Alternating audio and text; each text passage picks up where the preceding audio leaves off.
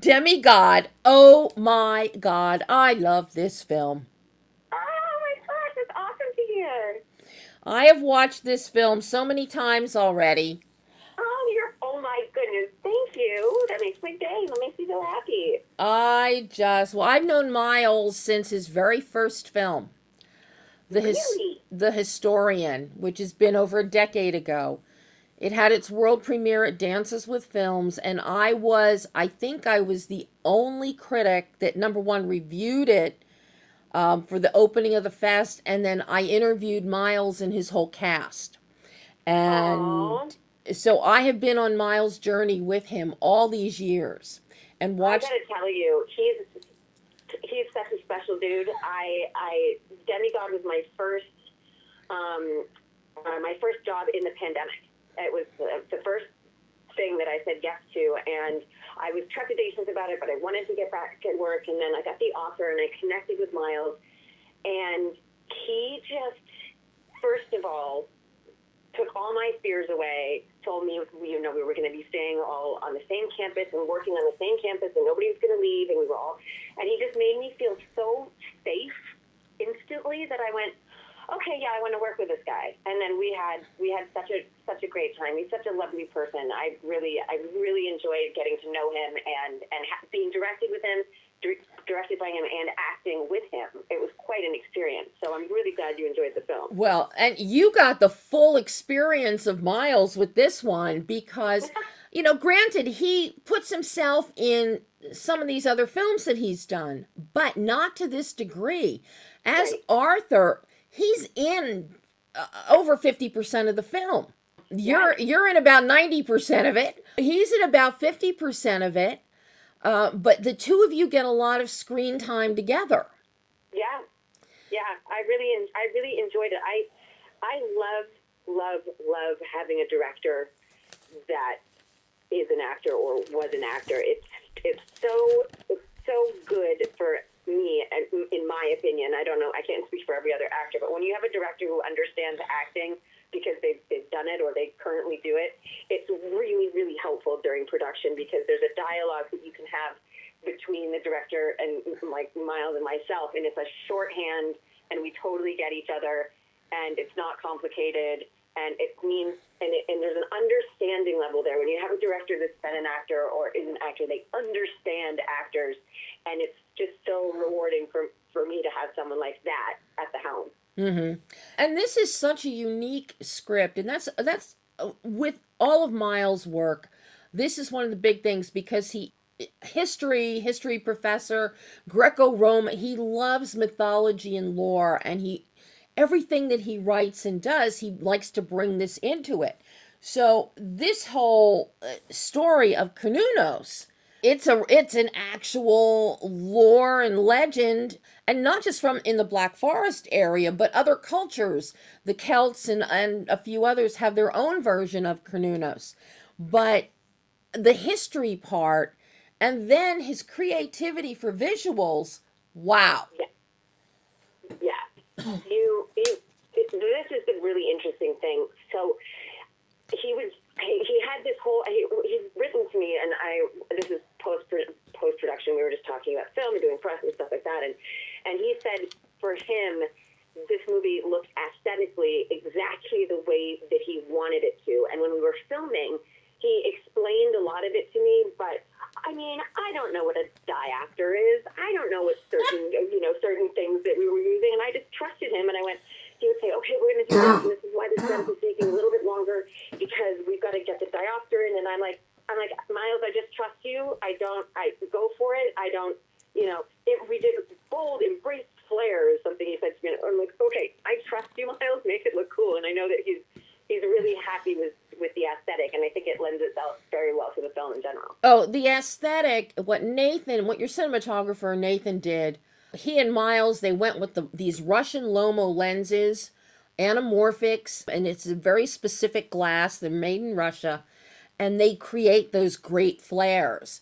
And the Mm-hmm. beauty of the Lomos, because I know you've seen so many times, we all have. You get sun flares, they're in a corner, they're kind of prismatic and rainbow, and Mm-hmm. but what the Lomos do here is they go horizontal. So when you are focusing the camera on, say, Carnunos's red eyes, Mm-hmm.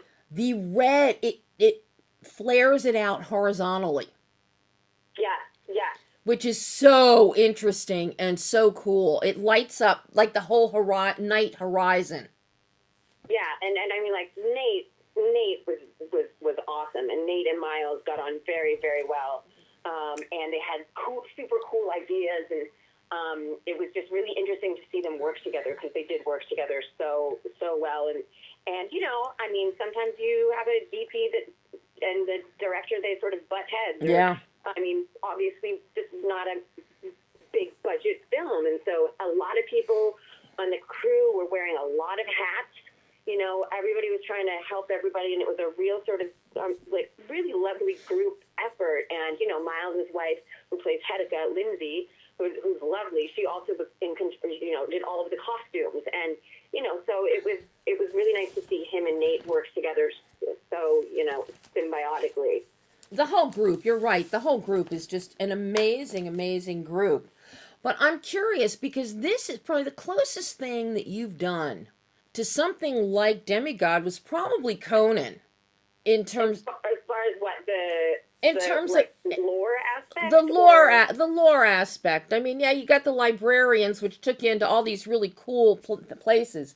But I think in terms of costume and lore, I think Conan may be the closest, and also I would with agree with blood that. and with bloodshed. You know, Yeah, a got little bit of bloodshed. It was my first time ever in Mississippi, and I wish I could show you where we were shooting. So it was essentially a massive campground that had places where people would bring their trailers and stuff, but it had all these little cabins, and I had my own little cabin, and we're in the middle of nowhere in Mississippi, and I had my own little cabin, and it was right on this lake. There was nobody near me, no cabins really near me. It was very deliverancy, and that whole setting really helped the film just get this really heavy feel to it because of where we were actually shooting. Because sometimes you shoot and there's a green screen or they're fake this and fake that, but we were in the middle of the woods, in the middle of nowhere. and choosing that location worked perfectly for this film because it really not only is it great for us as the audience because you feel like the Black Forest in Germany, but all of that, the trees, the groundscape, all of that ambient nature, it has to fuel your performance. Oh, for sure. I mean, especially the stuff, the stuff you wear at night, I hadn't been to Mississippi before. I just thought, oh, Mississippi, it's the South. It'll be warm. Well, then I checked before I left, and I was, oh no, it's cold. Oh my goodness. So I had my husband is Canadian, and he was raised in Vancouver, and I had my in-laws ship me my big winter jacket that I keep up there because I don't need it in LA. I had them ship my Canada Goose jacket to me, and it has a name. Its name is Big Red, and I've had Big Red since Continuum. And I had them ship it to me so I could bring it to Mississippi. Basically, the whole jacket filled a suitcase. But I needed that. But I love the cold and the mist, and you can see your breath. And then the scene when I'm with Amalia, and we're in the woods, and I just hope you know that my German was not supposed to be good, so that's why it's so bad. It was not supposed to be good, but that whole sequence and running around in the woods, and yeah, the location and everything just lends itself very well to add into the authentic feeling of the film because of that situation. Well, I'm glad you brought up the German because I wanted to ask you about the German. Was that kind of off-putting when you found out in the script that you were going to have to be speaking at least, like not pig Latin, but pig German? No, I love speaking other languages. I mean, my Spanish and my French are my best as far as being able to talk semi-fluently. And the Germanic languages I find much more difficult. But the whole thing was I wasn't supposed to be good at it. Now, if I was supposed to be really good at it, we would have made me be really good at it. But the other Rachel who plays Amalia, she was fantastic. And we had a dialect coach on set. I would do a whole movie in a foreign language as long as I had, a dialect coach there with helping me with everything so that I sounded like I knew what I was talking about, literally. But I will never forget the first time I ever had to speak another language was when I was on ALIAS, and I had to speak Dutch, and I had to say, and that means, who do you think you are, Henrik? You're not the boss of me. And that was like 20 years ago, and I will never forget it. You always remember the first things you say in a foreign language. Oh yeah, and I always say the most important thing to know in a foreign language is how to say you're sorry. That's the first thing, or please learn those easy ones first. And where is the bathroom? Yeah. Yes, that's always very important. Yes, when my first year of Spanish in junior high school, that was the first thing our Spanish teacher taught us was how to say, "Where is the bathroom?" ¿Dónde está el baño? That's it. Well, she would actually make us do the whole cuarto de baño. So, trying to get us to learn what each syllable. But yeah, I did a movie a couple years ago called Inside. And we shot all in Spain, and it was an entirely Spanish crew, and it was a two-hander, and the other actress was fluent. She's Mexican. She's fluent in Spanish. So my husband came with me. We were in Barcelona for 2 months, and I had rusty Spanish from my days in university, and so I just went, okay, I'm going to dive in head first and try to speak to me in as much Spanish as you can. And when I left, my Spanish was so good. Now it suffered a little bit since, but yeah, I love languages. I would love to do. I'll do any languages. So no, in a very long-winded answer to your question, it was not off-putting that I was going to have to speak a different language. Even though Miles doesn't think his German is that good, I think Miles's German is really good. I have no barometer for it. I knew mine was terrible, but also Lindsay had a lot of German today. Yeah, then Elena, she is German. And that's where you also lucked out, where the cinema gods came together here.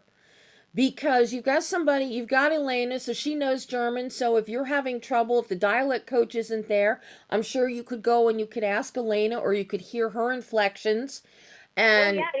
She was great. She, especially with young Rachel, she made herself available to be on set with Rachel anytime Rachel was on set speaking German. Elena was wonderful. Talk to me about working with Rachel Riles, because the two of you have a wonderful chemistry on screen. And the camera loves that little girl's face. No, I adored her. And I'll be the first person to say, when you're working with a younger actor, you kind of don't know what you're going to get. You just never know.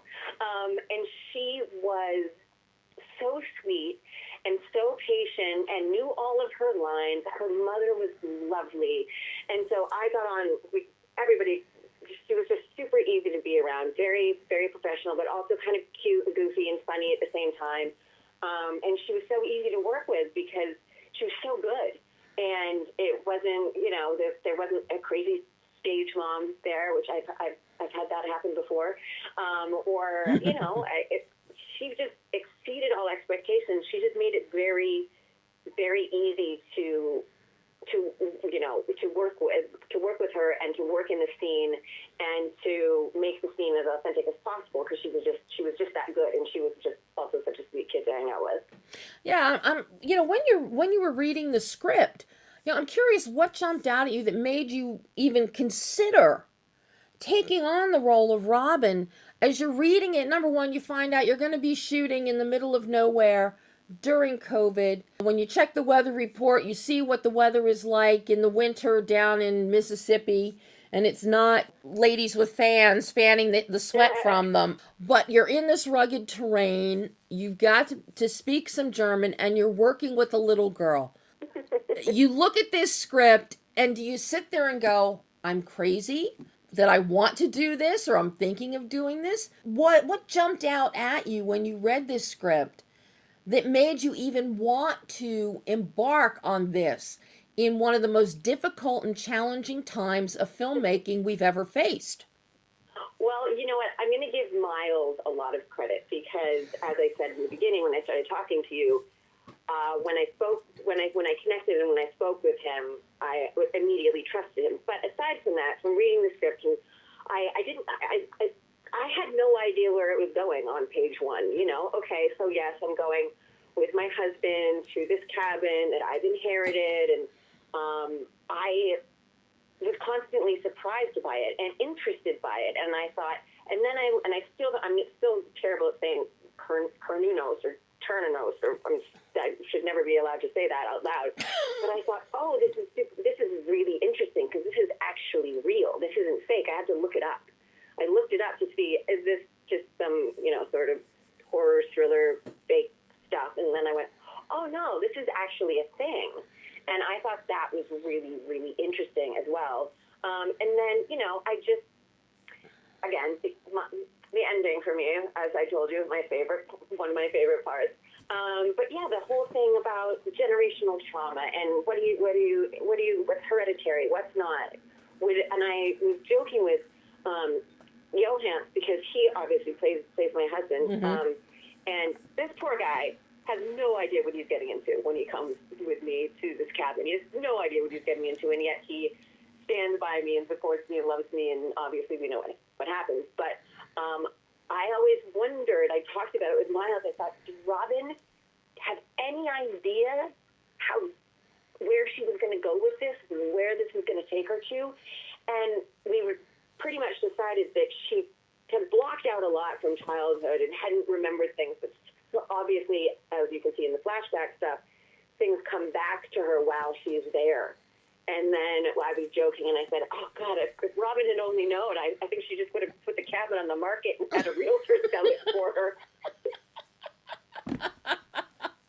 Well, I kept thinking, it's like, my God, if I had walked up to a cabin like that with all those skulls and bones hanging around it on the porch, yeah, I think I would have turned and gone the other way at that moment.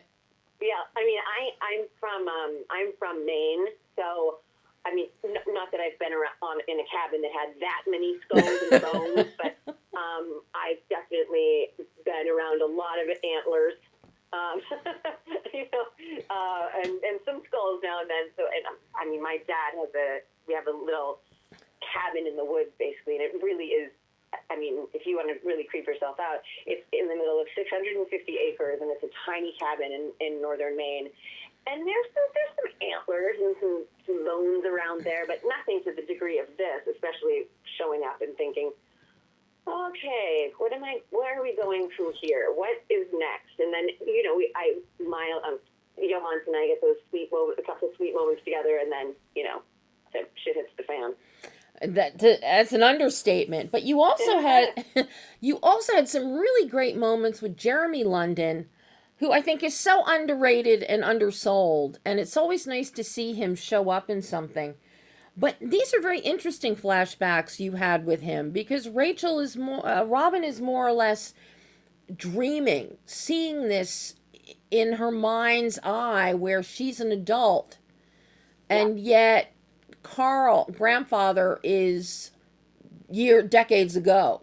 Yeah. And I love that was something that I perspective. really, really liked. I remember talking about it with Miles, and I I thought that was a really cool way to do it. Yeah, it's so unique.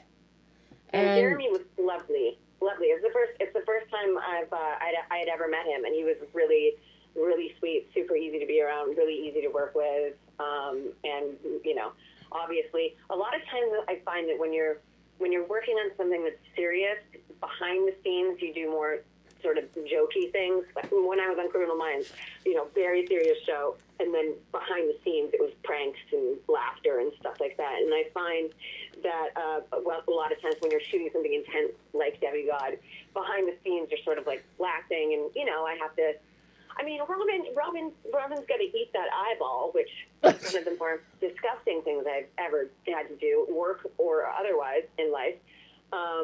The look on my face and the gagging was absolutely real. And then she also has to vomit as well. There's vomiting too. Yeah, I forgot about that. yes, there was vomiting. Yep. And I got asked the other day it's totally interesting. So the eyeball was a pickled quail egg. Ew. With like a hot sauce kind of thing on it. It was disgusting. It was disgusting. I actually preferred the vomit, which was oatmeal with chunks of berries and some fruit mashed up in it. And I would take a big gulp of it before the take and then spit it out. Yeah. I preferred the barf way over the quail egg. Why not use just a regular egg and put some hot sauce on it? Cut it in half, angle the camera so it at least it's a recognizable taste. Yeah, I would have preferred that. But, you know, I after the first take, I looked at Miles and I went, "You're only going to get so many of these before I actually vomit on this egg." He went, okay, no problem. Did you have, because of the time constraints, and also because of all the COVID protocols, and of course everybody is like, I'm sure, on tenterhooks, you know, just, okay, are we going to get through this unscathed and, you know, COVID free? Did you have the luxury of rehearsal time, especially because of the physicality of these roles?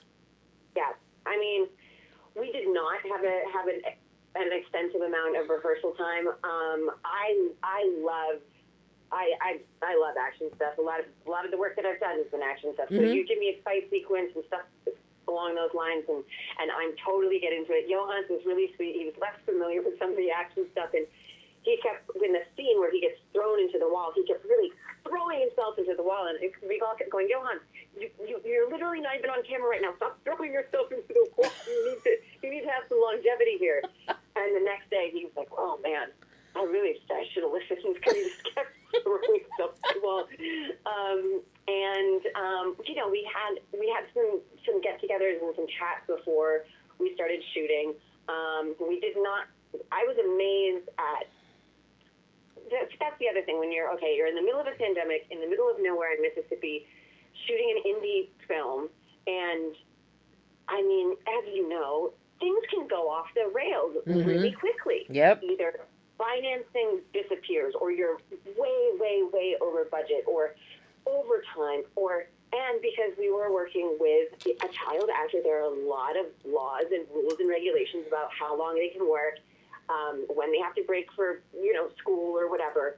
And I was so impressed with Miles' ability to edit as he was directing, and really everything, you know, we weren't stressed out about money. We were getting tested every other day for COVID. We never had one positive test the entire time. Wow.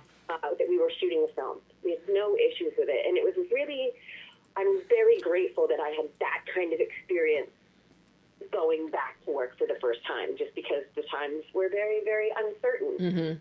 So I give it up to Miles, and go Mississippi, and it was the best way I could have dipped my toe back into the water, I think. Now, are you finding that, because you were shooting in November and December, now here we are almost a year later, do you find that things are leveling out from a production standpoint?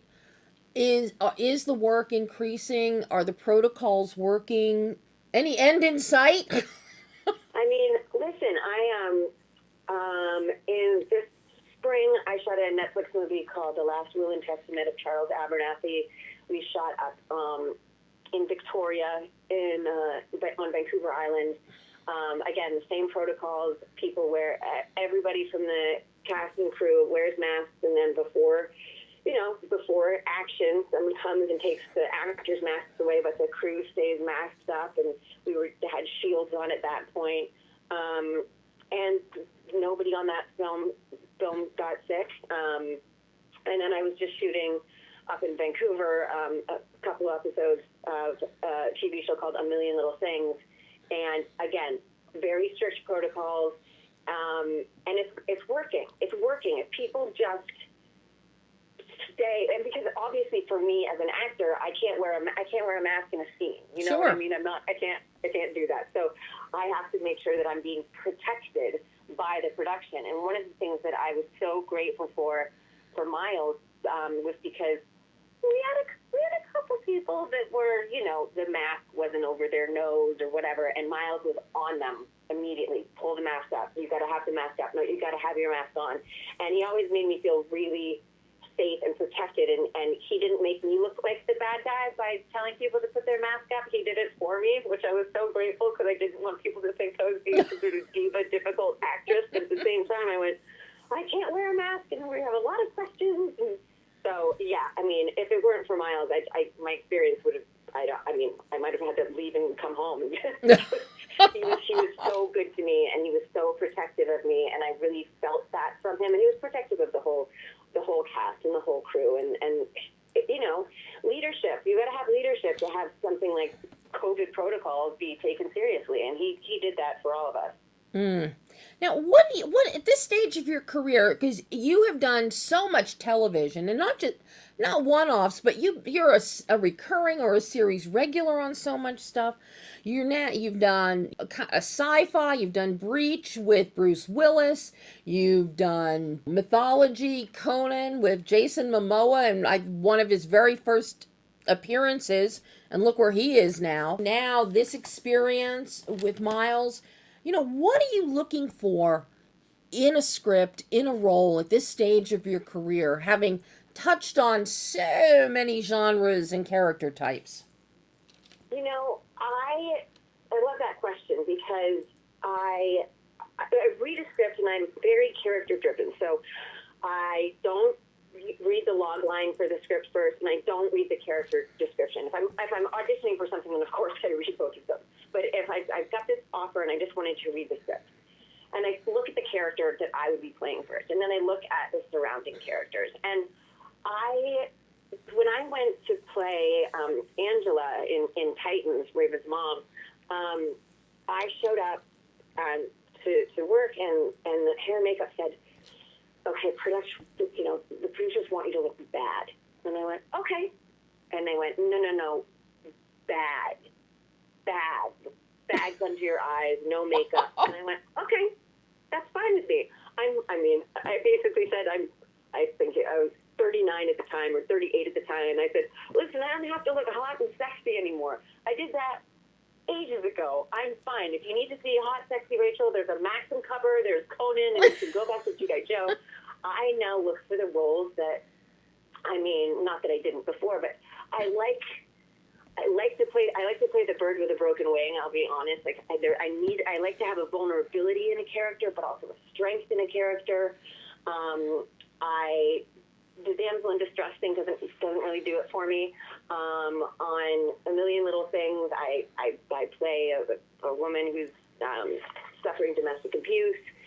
I like to play tons of different things. There's nothing that I'm scared of. I don't do nudity. I'm 41 now. I'm definitely not doing nudity. That ship has sailed. And I'm very candid about it. But yeah, I go for the roles first, and if something piques my interest, and I say, oh, there's something interesting here. And I also have an incredible acting coach that I've worked with for many, many, many years. Her name is Nancy Banks. I think I'm her probably least favorite client. She's got the big one. And I always have her read a script too, and we'll start brainstorming and thinking of character choices. And I love having her as a collaborator, because when I choose a role, especially something that's difficult or complicated, or when there's a lot of emotion to it, I like to have my wing woman there to help me out, and I always work with her before leaving. And I had a great time working with her on Robin. But yeah, I mean, I go for character now. I really go for character, and I am a huge fan of indie films. I've had some of my best experiences on indie films. So I would rather do a good indie film than a gigantic, not so good blockbuster. Mm-hmm. Well, and I like that. I like those roles. And I like the camaraderie that comes when you're shooting an indie movie, because everybody has to be in it to win it. You have to be a team. You have to know it's not going to be easy. You have to know that you're going to sort of have to help each other and lift each other up, because there's not a ton of money and there's not a ton of time. And I've made some of my best friends from doing the tiniest little movies. Well, I know. I love your little movies. You know, you did Breach. I loved your role as Chambers. I love that character. Yeah, that was fun. It was super fun. And you know, hanging out with Bruce Willis. Yeah, and you know, with the string of little indies he's been doing that have been popping up the past few years, that one is a really strong performance from him. And I think a lot of it is because of the camaraderie of the cast on screen in creating the little unit to get out of there alive and to find out who the heck is trying to blow everything up and knock everybody off. And we got along so well. I mean, it was our tiny little group. We were in Fitzgerald, Georgia, and we had everybody. I'm still friends with everybody. We follow each other still on Instagram and Twitter, and Tim and Carl and everybody. We have to bond in these tiny indie films. Years ago, I did a film called I'm going to forget, Mascata. And I mean, it was Norman Reedus and Grace Gummer and me, and it was a tiny little movie. We shot it in upstate New York, and we stayed at a place called the Rip Van Winkle Motor Lodge. And we had the best time, because you have to. Well, I'm really curious here, because a few years ago, probably about 6 years ago or so, you did that film Pandemic, directed by John Suits, the same guy that did Breach. So, did you ever think when you were doing Pandemic that 5 years later you'd be in the midst of a pandemic? Oh my good Lord, no. I mean, when we shot that movie, and again, look at that cast: Alfie Allen and Missy Pyle, Mekhi Phifer. Come on! And we had the best time. We shot in LA. The reason I signed on to Breach wasn't because it was a Bruce Willis movie. It was because it was working with John again. Yeah. John is extremely talented, and he is a guy that never loses his cool. He's very easy to work with, and we had such a good time. And we made Pandemic for $0. I mean, very few dollars, and I loved it, and I loved the way that it turned out, and I loved his ideas. And so I never thought we'd actually be in a pandemic, but it was kind of ironic that I shot a movie previously called Pandemic. And you know what? If people started watching it, I've gotten some residual checks from Pandemic. See, well, everybody was in lockdown. Theaters were closed. They're looking for things to see, and obviously looking to film to find out any tips and techniques for surviving a pandemic. So, what's the first thing you're going to look at? Here's a film called Pandemic. Oh, yeah, exactly. I mean, my husband and I joke. We're like, listen, if we used to joke, if the zombie apocalypse / pandemic comes, we should just go to the 650 acres in the middle of Maine and just stay there and hide. Yeah, I mean, it was. I've spoken with John more recently, and sort of touched on that, and because it wasn't originally named Pandemic, and I'm now forgetting what the original name of the film was. They changed it to Pandemic, and then we both went, well, that was fortuitous. Yes. Not that we're happy to be in a pandemic, but it helps the movie. Yeah, and it helps those little residual checks. Well, yes, ma'am. One last question before I let you go, Rachel. This is so much fun talking to you. I love talking to you. This is great. I can see why Miles was so happy and loved working with you. Oh, thank you. I loved working with him. So the feeling's mutual, and we're trying to collaborate on something. Again, we're trying to get something else on the road. Well, I'd love to see that. But before I let you go, I'm really curious because with every project, be it an indie, be it a big film, be it a series, you always learn something about your craft, something about yourself. What did you learn about yourself as an actor in making Demigod that you can now take forward into future projects, into consideration of future projects from this point on? Well, for me, just because of the timing, and it was my first, it was my, I will be honest, I was very, very, sorry, I'm going to let my dog in. I'm making a, come inside. I was really nervous, and I wanted to get back to work, and I was very fortunate that my husband, he works for a massive civil engineering firm, and he was working the whole time. But I really wanted to get back to work, but I was scared to get back to work. And then I got the offer, and I put my toe in the water, and I went, okay, we're going to put on our big girl pants, and we're going to go do this movie, and we're going to have faith in your gut feeling. That was one of the things. It was my gut feeling was, after I spoke with Miles, do this film. You're going to be fine. It's going to be okay. And yes, I was scared, and yes, I was getting on an airplane. And then we get there, and am I staying in a little tiny cabin in the middle of nowhere by myself in Mississippi where I can't really see any other cabins? Yes. But getting back to work felt so good, and my assessment of what the situation was going to be was accurate, and I was so happy that I had trusted my gut. And that, for me, that was the biggest thing. I know it's not necessarily based on Robin or the character I was playing, but that courage really helped me play her, and because it was very, very real. And I was really sort of proud of myself for saying, okay, I'm going to take a leap of faith. My gut feeling says do this. I'm going to go do this. I'm going to give it my all. I'm going to have a great experience. And it all came true. It was all an accurate assessment. And I think just because of the situation that we were in, for me, it just really taught me, trust your gut. And when, trust even though I hadn't met Miles face to face, I trusted him immediately. I liked what he was saying. I knew that he wasn't a bullshitter. I felt like he was going to protect me. I trusted my gut. I trusted his integrity and how much I knew he was passionate about the film. And I think that was the most important thing, because this was the first time I ever accepted a job. Obviously, it's the first time in the middle of the pandemic, but I really just trusted myself and my instincts, and then I trusted Miles. And for me, I learned a lot about myself for stepping out and doing it, even though I was scared. Well, I'm so glad that you trusted your gut and made this film. I am too. Oh, Rachel, this has been so wonderful talking to you.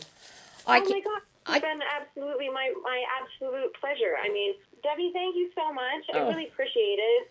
Oh, this has been such a joy, Rachel. I hope we get to do it again soon. Me too. Tell him, just call Miles and tell him to just get another movie going. Thank you again for taking time to have a chat with me.